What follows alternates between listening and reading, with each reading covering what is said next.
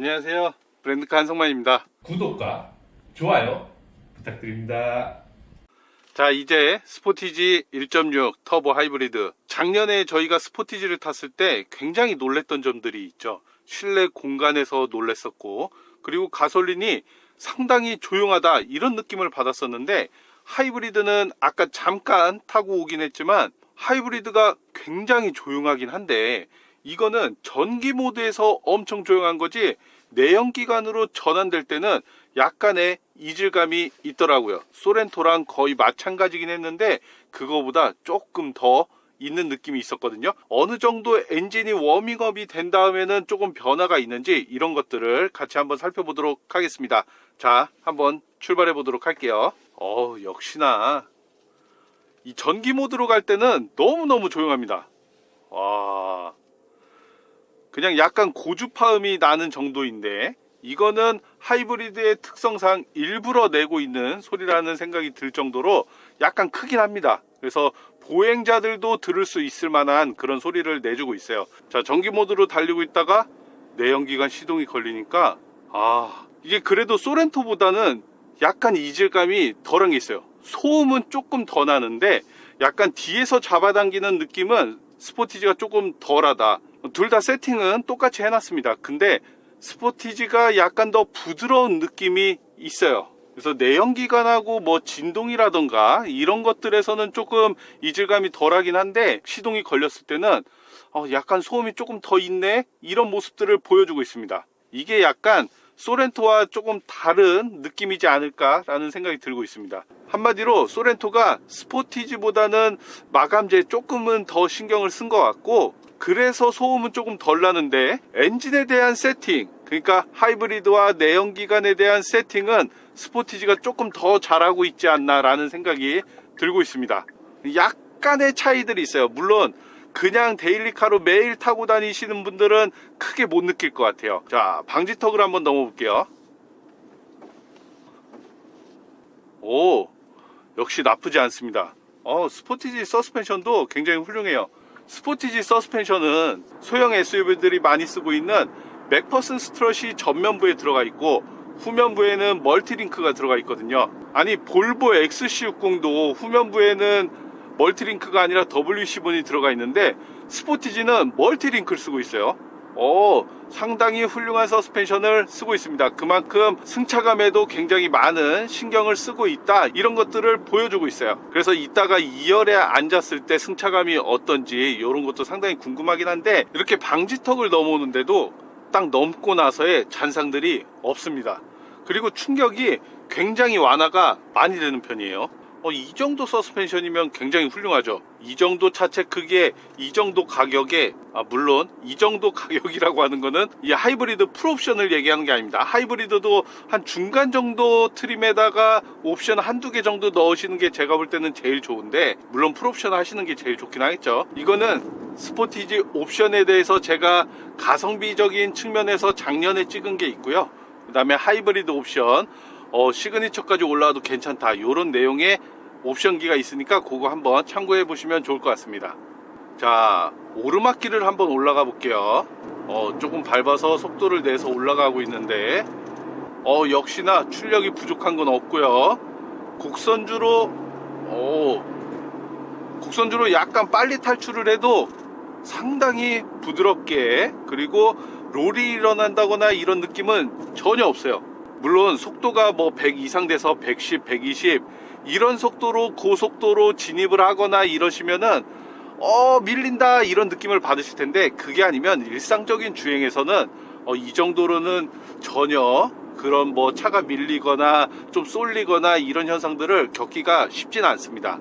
요즘 차들이 워낙 잘 나오긴 하니까요. 그 중에서도 스포티지는 안정적인 차체를 보여주고 있다, 이런 생각이 들고 있습니다. 자, 오르막길을 올라오는데 역시나 출력이 부족한 건 없어요. 단지 내연기관만 거의 돌아가는 느낌이 나니까 이러면은 가솔린하고 무슨 차이가 있지? 라는 생각이 들고 있습니다. 근데 내리막길을 내려갈 때는 역시 EV 모드로 달리니까 엄청 부드럽습니다. 그리고 내연기관이 하나도 안 돌고 있으니까 이게 또 하이브리드를 타는 맛 중에 하나긴 하겠죠. 승차감도 승차감 진짜 소렌토 때도 제가 얘기했지만 X3랑 비교를 해도 X3 승차감하고는 거의 비슷해요 진짜. 이 정도로 기술력이 좋다라고 해서 말을 하면은 여러분들 또 뭐라고 하실 거잖아요. 그러니까 X3만큼 좋다, X3하고 똑같은 건 아니고 X3만큼 좋다로 봐주시면 좋을 것 같아요. 그만큼 상당히 훌륭한 승차감을 보여주고 있다, 이 스포티지가 말이죠. 이 차가 지금 5,000km 조금 넘게 탄 신차급인데 하이브리드로 달릴 땐 괜찮은데 내연기관으로 달릴 때는 약간의 진동이 느껴지긴 합니다. 근데 계속 달리고 있을 때는 괜찮은데 내연기관으로 전환될 때 이때 약간씩 진동이 느껴지거든요. 그런 점들은 조금 개선이 돼야 하지 않을까 라는 생각이 들고 있어요. 이 진동이 느껴진다는 거는 소렌토 때는 이 정도로 핸들이 떨린다 라는 느낌은 못 받았었는데 내연기관이 딱 들어올 때 핸들에서 약간 느껴지는 것들이 있습니다. 자, 소음 부분을 한번 보면은 전체적으로 조금 하체 쪽에서 올라오는 소음들이 약간 있어요. 풍절음은 역시나 스포티지도 굉장히 조용합니다. 하지만 이 밑에서 느껴지는 노면 소음하고 하체 소음하고 약간 조금 다르게 느껴지긴 하는데 노면 소음은 거의 없거든요. 노면 소음은 거의 없는 반면에 하체에서 느껴지는 소음이 약간씩 있습니다. 근데 이 소음들이 엄청 뭐 크게 난다 이런 게 아니고 약간 다른 차에 비해서 느껴진다 이 정도인데, 이거는 운전하시면서 음악을 정말 작게라도 들으시면은 거의 묻힐 소리거든요. 그러니까 크게 걱정하실 정도는 아니고 조금 제가 민감하게 듣고 있으니까 약간 느껴지네 요 정도로 봐주시면 좋을 것 같아요. 근데 울퉁불퉁한 길 지나갈 때 진짜 부드러우면서 탄탄하다를 여실히 보여주고 있어요. 이런 거는 진짜 너무 좋아졌거든요. 2014년 15년 요 정도쯤에 제가 스포티지 R을 탔었는데 그때 스포티지 R을 타던 느낌하고는 확연하게 다릅니다. 달라요. 이렇게 울퉁불퉁한 길 갈 때 탄탄하다는 느낌이 없었거든요. 그냥 그때는 부드럽네, 잘 넘어간다, 이런 출렁출렁한 느낌이었지, 이렇게 탄탄해 이러면은 고속에서 안정감이 있겠는데 이런 생각이 전혀 안 들었거든요. 근데 지금은 이렇게 달리면 그래, 속도가 이렇게 높아져도 안정감이 있지. 그럼요. 이렇게 서스펜션이 탄탄하게 받쳐줘야 속도가 어느 정도 붙어도 안정감 있어, 내 차 불안하지 않네, 이런 생각이 들게 마련이거든요. 그거를 스포티지가 보여주고 있습니다. 스포티지의 기술적인 발전은 사실 3세대보다는 4세대에 이르러서 좀 많은 발전이 이루어졌었고, 그리고 5세대에 와서 하이브리드까지 더해지면서 굉장히 큰 발전을 했다고 생각을 합니다. 근데 아직까지도 하이브리드는 조금 더 발전해야 할 여지들이 보이고 있어요. 연비적인 측면에서도 그렇고, 그리고 내연기관하고 왔다 갔다 할 때의 그 이질감들, 이런 모습들이 조금은 더 변화가 있어야 할 것 같습니다. 지금 모든 자동차 브랜드들이 전동화 모드로 전부 다 넘어가려고 하고 있는데, 저는 그 과도기 시점이 2030년이 아니라 2040년, 50년 정도가 돼야 완성이 될 것 같다라는 생각이 들거든요. 그래서 그때까지는 오히려 하이브리드가 더 대세가 될 것 같은데, 이 정도의 하이브리드는 아직은 약간 부족하지 않나라는 생각이 들어요. 그래서 하이브리드도 조금 더 발전할 수 있게 신경을 써줘야지 않을까라는 생각을 하고 있습니다. 연비만 봐도 좀 다른 게, 저희가 얼마 전에 일본 차들 토요타의 프리우스랑 렉서스 ES300H 하이브리드를 경험하고 왔는데, 그 차량들은 연비가 20, 프리우스는 뭐 22, 23까지도 나오는 하이브리드를 가지고 있는데, 물론 차체 크기라던가 디자인, 그리고 중량, 이런 것들이 전부 다 다르긴 하지만, 근데 하이브리드의 이질감이라던가 이런 것들이 거의 없었거든요. 그러니까 그런 모습들은 오히려, 그래서 그런 하이브리드의 모습들은 오히려 일본 차들이 조금 더 발전해 나가고 있는 것은 사실이다. 우리나라도 기술력이 없는 건 아니니까 그것보다 더 발전할 수 있는 차를 만들어야 한다라는 생각을 가지고 있습니다. 스포티지가 이제 페이스리프트를 앞두고 있죠. 아마 이번 연도에 페이스리프트 버전이 나올 건데, 이게 하반기에 디자인 공개를 하고 내년 초에 나올 수도 있지만 빠르게 올해 나올 수도 있다는 생각이 있습니다. 그래서 스포티지 페이스리프트가 나오면은 또 만나보긴 하겠지만 어쨌든 새로운 스포티지가 나오면서 하이브리드의 모습이 좀 더 개선된 방향성을 가지고 나왔으면 좋겠다, 이런 생각을 가지고 있거든요. 이거는 저만 바라는 게 아니고 많은 고객분들, 정말 스포티지가 판매량이 많으니까 기아 자동차에서 조금만 더 신경을 써서 출시를 해줬으면 좋겠다라는 생각을 가지고 있습니다. 물론 페이스리프트니까 파워트레인이 많이 변할 것 같다, 이런 생각은 없는데 세팅만 조금 다르게 해줘도 하이브리드에 대한 이질감을 조금 더 지울 수 있지 않을까라는 생각을 가지고 있거든요. 자, 속도를 다시 한번 내보도록 하겠습니다. 부드럽게 밟아주면은 속도도 부드럽게 올라가고 내연기관도 상당히 부드러워요. 근데 약간 급가속 하듯이 조금 세게 밟아주면 출력은 진짜 좋아요. 출력은 진짜 좋은데 약간 소음이 더 발생을 하고 내가 밟은 만큼의 출력을 내주고 있진 않아요. 정말 급가속을 하시는 분들한테는 출력이 약간은 부족한 느낌은 있어요. 근데 일반적인 주행을 하면서 시속 100km, 120km 이 정도 내시는 분들한테는 전혀 무리가 없는 그런 출력을 보여주고 있습니다. 하이브리드니까 조금 전기 출력까지 더해서 더 잘 나가지 않을까라는 생각을 하실 것 같은데 사실은 체감해 보면은 그냥 일반 가솔린하고 큰 차이는 없어요. 거의 비슷한 출력을 보여주고 있습니다. 자, 곡선주로 다시 한번, 그렇죠. 속도를 내면서 곡선주를 달려도 역시나 밀리거나 이런 거는 전혀 느껴지는 게 없습니다. 자, 저희가 오르막길에서는 오히려 속도를 내고 내리막길 지금 또 내려가고 있는데 이렇게 왕복 몇 번을 하고 있거든요. 그래서 일상적인 주행을 하면서 속도도 냈다 왔다 갔다 하면서 주행을 해보고 있는데 지금 전체적인 주행거리는 약 한 50km 정도 주행을 했는데 연비가 한 13km에서 왔다 갔다 하고 있어요. 제가 급가속을 몇 번 해서 이 정도지 사실은 일반적으로 주행하시는 분들한테는 한 15km, 16km 정도 연비가 나오실 것 같습니다. 이 정도 차량 크기에 연비 15, 16, 이 정도면 훌륭하죠.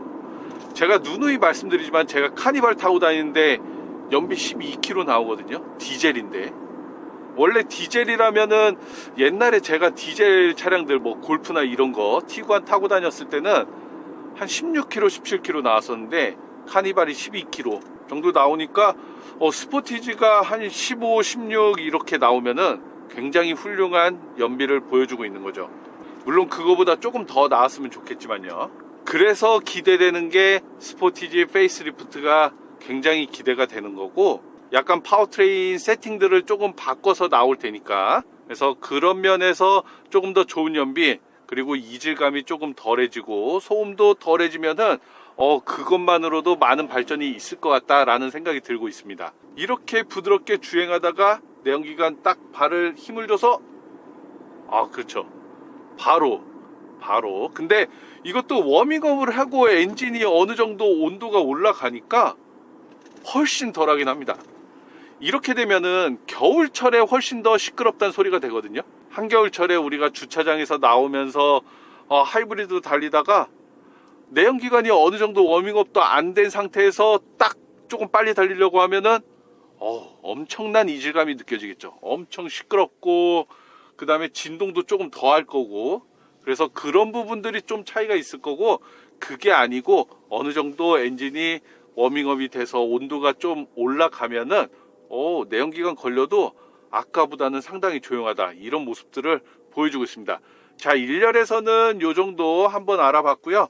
2열에 타서 패밀리카로 사용하기에도 괜찮은지, 승차감은 어떤지, 소렌토처럼 이 트렁크 뒤쪽에서 넘어오는 소음들이 있는지 이런 거 한번 체크해 보도록 하겠습니다. 자, 2열에서 뵙겠습니다. 뿅! 짠! 자, 2열로 왔습니다. 2열로 넘어와서 딱 바로 출발을 했는데 앞쪽에서보다 이 뒤쪽에서 느껴지는 소리들이 있는데, 이 소리가 속력이 있을 때 느껴지는 그런 하체에서 올라오는 소음이 아니고 하이브리드 특유의 약간 고주파음들이 있거든요. 그것들이 뒤쪽에서 좀 많이 들리고 있습니다. 그렇죠. 소음이 약간 들리고 있고 지금 속도를 조금 내고 있는데 야, 엔진룸에서 느껴지는 소음은 2열에서 훨씬 조용하긴 합니다. 그리고 빨리 달려도 약간 안정감이 있어요. 빠른 속도로 커브를 탈출해도 역시나 안정감이 있고 울퉁불퉁한 길을 가고 있는데도 서스펜션이 뒤쪽에서 받쳐주는 게 1열에 앉아있는 것보다 2열에 앉아있는 게 조금 더 편하네? 라는 생각이 들고 있습니다.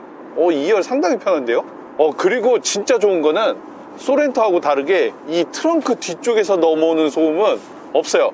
처음에 하이브리드 출발할 때만 조금 소리가 있었는데 그것도 어느 정도 속도가 붙으니까 바로 사라지고 뒤쪽에서 넘어오는 소음이 없으니까 굉장히 조용한 편입니다. 그러니까 이거는 밸런스 자체가 소렌토보다는 스포티지가 조금 더 좋은 밸런스를 가지고 있다. 전장이 너무 길어진 소렌토가 트렁크에서 약간 공명은 비슷하게 넘어오는 소리가 있었는데 스포티지는 그런 게 없다. 근데 실내 공간은 소렌토에 비해서 폭이 약간 좁을 뿐이지 나머지 레그룸이라던가 이런 공간은 전혀 부족한 게 없거든요. 이런 거 따지면은 소렌토보다 스포티지가 조금 더 나은 게 아닌가 라는 생각이 들고 있습니다. 근데 이런 모습은 우리가 전에 다른 시승기 영상에서도 볼 수가 있는데 GV80하고 GV70하고 놓고 봤을 때도 GV80보다는 GV70이 조금 더 좋은 승차감들을 보여주고 있었거든요.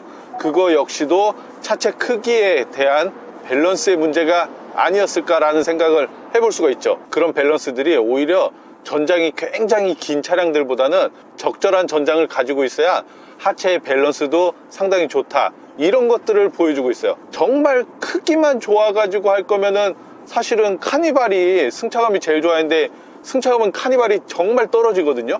그래서 그런 것들과 비교해 보면은 역시 한 SUV는 4,600, 700 정도의 전장을 가지고 있는 차량들이 밸런스가 상당히 좋다.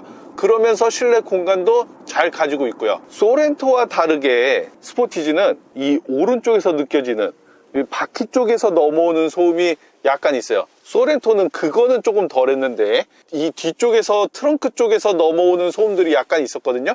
그 소리들이 약간 뒤쪽에서 맴돌고 있다, 이런 느낌이었는데 스포티지는 그건 없는데 노면 소음이 약간 느껴진다. 바퀴 쪽에서 이 오른쪽에서 올라오는 소음이 약간 있거든요. 이거는 그래도 소렌토가 가격이 비싸니까 하체 마감을 소렌토가 조금은 더 잘하지 않았나. 근데 이 정도 소음은 타이어 때문에서도 날 수가 있거든요. 타이어 종류가 어떤 거냐, 어느 브랜드의 타이어를 쓰느냐, 이거에 따라서도 날 수 있는 소음 정도이기 때문에 사실 크게 영향이 있는 소음은 아니긴 합니다. 이 뒤쪽에서 느껴지는 소음이 없으니까 이 오른쪽 게 느껴지는구나, 이 정도로 봐주시면 될 것 같아요. 이게 엄청 크다 이런 건 아니니까 그걸 크게 신경 쓰진 않으셔도 괜찮을 것 같습니다. 그냥 이렇게 있는데도 편한데 이 리클라이닝이 되죠. 전동은 아니지만 수동으로 해서 이렇게 해서 이렇게 더 넘어오니까 이렇게 가면은 거의 누워가는 것 같은데요. 반 누워서 정말 편하게 갈 수가 있습니다. 진짜 저는 리클라이닝이 있는 이런 차를 탈 때마다 느껴지는 거는 그만하고 자고 싶다, 이런 생각이 들거든요. 이런 것들은 수입차 중형 SUV들에서는 전혀 찾아볼 수가 없는, GL이 뭐 1억 2천, 1억 3천 이 정도 가격이 가도 리클라이닝 기능이 없어요. 이거는 국산 차들의 정말 좋은 편의사양 중에 하나입니다. 너무 좋아요. 2열 승차감은 진짜 제 눈을 가리고, 눈과 귀를 가리고 승차감만 딱 느껴라 하면은 사실 국산차하고 수입차하고 엄청나게 딱 이 차는 뭐다 이렇게 구분하시는 분들이 매우 적을 것 같습니다. 그 정도로 승차감 자체는 크게 개선이 돼서 수입차들하고 맞먹어도 된다라고 진짜 말을 해도 될 정도로 승차감이 상당히 좋아요. 그렇죠. 이렇게 울퉁불퉁한 길, 그렇지. 이렇게 가도 탄탄해요. 탄탄해. 이 탄탄함이 단단함과는 다릅니다. 단단한 거는 통 이런 느낌이고, 탄탄한 거는 통 하면서 잔상이 출렁 이런 게 아니고 통충충 요 정도 느낌. 제가 말로 설명하니까 정말 어려운데 이거를 타보시면은 정말 느끼실 거예요. 어떤 차를 타보느냐, 이 좀 극단적인 얘긴 하지만 지금 나오는 경차를 타시다가 스포티지를 타면은 그게 확 느껴질 거고, 같은 급에서 비교하고 싶으시면은 한 10년 된 중고차, 중고 SUV들을 타신 다음에 지금 나오는 스포티지를 타보시면은 아마 그게 크게 느껴지실 거라 생각이 듭니다. 옛날 차량들 같은 경우는 약간 출렁거리는 느낌이 있어서 방지턱을 넘거나 울퉁불퉁한 길을 가면은 출렁거리는 느낌이 있거든요. 잔상이 남는다. 아, 이런 느낌이구나 라고 아실 텐데, 지금 차량들은 방지턱을 탁 넘고 출렁 끝. 거의 대부분이 이 정도에서 끝나니까 그런 느낌들이 조금 달라지니까 차를 비교해서 타보시면 좋을 것 같아요. 어찌됐든 결론은 소렌토든 스포티지든 지금 나오는 신차들의 승차감들은 상당히 좋다는 거. 유럽 차량들하고 조금 비교되는 것들을 말씀드리면 사실 승차감은 정말 많이 따라왔다고 생각을 하거든요. 그냥 일상적인 주행을 하시는 데 있어서는 사실 이게 엄청 차이 난다 이거를 느끼기는 지금은 어려운 것 같고, 소음 부분이라던가 마감재 부분 그리고 고급성 이런 부분에서 약간 차이가 있긴 합니다. 물론 그런 이유에서 약간 가격 차이도 있고 이런 건 사실이긴 하지만 편의사양만큼은 우리나라 차량들이 굉장히 잘 돼 있다. 그리고 우리가 원하는 사양들을 말을 하면은 피드백이 굉장히 좋은 편이죠. 유럽 차량들은 그런 거 없어요. 그냥 내가 출시할 테니까 너희들은 타, 이런 느낌이고, 국산 차량들은 그래도 소비자들이 얘기하는 것들을 굉장히 많이 들어주긴 합니다. 그래서 반영할 수 있는 것들은 좀 즉각 반영을 해주는 편이고요. 거기에 안전성이라던가 출력이라던가 이런 것들, 그리고 연비적인 측면, 이런 것들이 조금만 더 좋아지면은 이제 유럽 차들을 잡을 날도 멀지는 않았다. 최소한 그 비슷하게까지는 갈 수 있다라는 생각이 들고 있습니다. 스포티지나 소렌토 이런 차들을 보고 기타 다른 차량들을 보더라도 이제 유럽 차들과 견줄 수 있을 만큼 많이 따라왔다는 생각이 들고요. 특히 제네시스를 보면은 진짜 이제 유럽 차들을 잡을 날이 머지 않았다라는 생각이 들고 있습니다. 기아나 현대하고 벤츠, 볼보 이렇게 비교하기는 쉽지 않죠. 근데 어느 나라건 국민차들이 있죠. 현대기아가 우리나라의 국민차이듯이 독일에도 폭스바겐이 있고 일본에도 토요타가 있잖아요. 그래서 그런 국민차들끼리 비교해 보시면 좋을 것 같고, 고급차, 프리미엄급들은 프리미엄급들하고 비교해 보시면 좋을 것 같아요. 당연히 가격이 비싼 만큼 비싼 이유는 있으니까요. 하지만 스포티지는 이 가격대에서 보여줄 수 있는 모든 퍼포먼스를 보여주고 있고, 옵션 사양이라던가 나머지 기타 편의 사양들 그리고 승차감까지 굉장히 많이 올라왔다라는 생각이 들고 있습니다. 하는데 급가속을 잡았는데 이렇게 제동도 잘 되고 이런 것들을 보여주고 있으니까 앞으로 우리나라의 차량들이 얼마나 더 발전할지 기대가 되긴 합니다. 자, 스포티지에 대한 시승기 1열과 2열에서 한번 알아봤고요. 승차감 그리고 소음 이런 것들 좀 중점적으로 봤습니다. 혹시나 궁금하신 내용들이 있으면은 댓글 달아주시면은 저 댓글 정말 열심히 답변하고 있거든요. 그래서 같이 소통하시면은 정말 좋을 것 같고, 뭐 썬팅이라던가 신차 구입할 때 궁금하신 것들 그런 내용들의 영상들도 있으니까 그거 보시고 궁금한 거 있으시면은 또 내용 남겨주세요. 구독과 좋아요도 많이 눌러주시고 앞으로도 브랜드카 많이 사랑해 주십시오. 자, 오늘도 시청해 주셔서 감사합니다.